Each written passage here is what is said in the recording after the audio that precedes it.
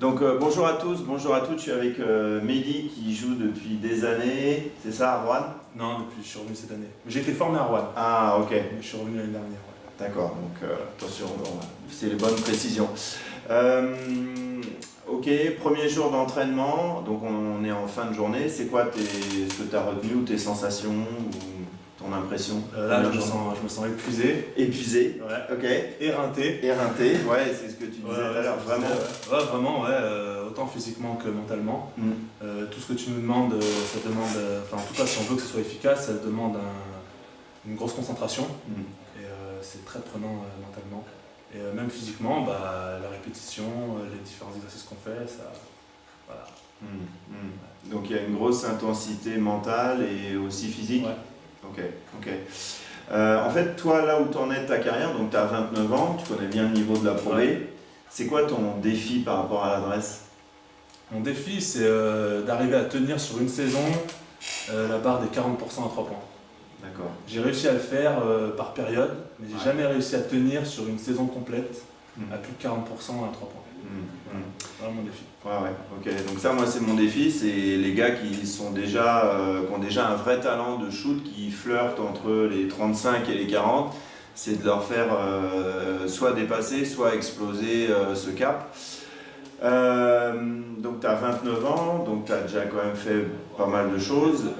Est-ce que les exercices et la manière dont tu t'es entraîné aujourd'hui, est-ce que ça ressemble à ce que tu as déjà fait ou est-ce que ça ressemble pas du tout? Ça ressemble pas du tout à ce que j'ai déjà fait. Ok.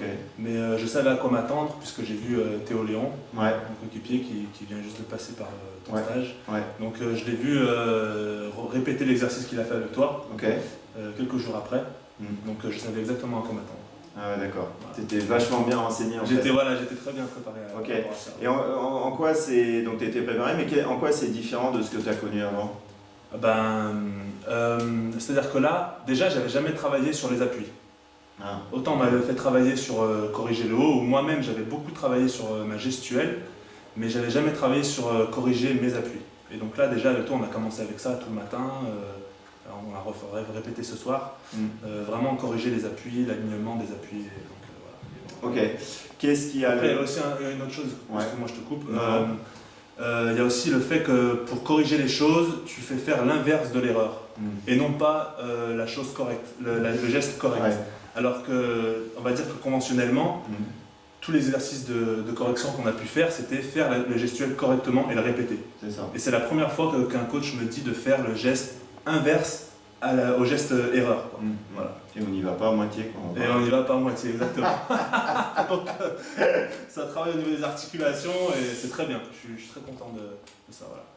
Ok. Comme Et disait Hollande, le changement c'est maintenant. on va s'en occuper. On va espérer, enfin moi personnellement je vais espérer que tu aies des résultats bien meilleurs que lui. quoi. Moi, exactement, j'espère aussi.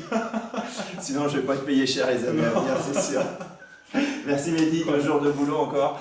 C'est en t'entraînant différemment que tu vas obtenir des résultats différents.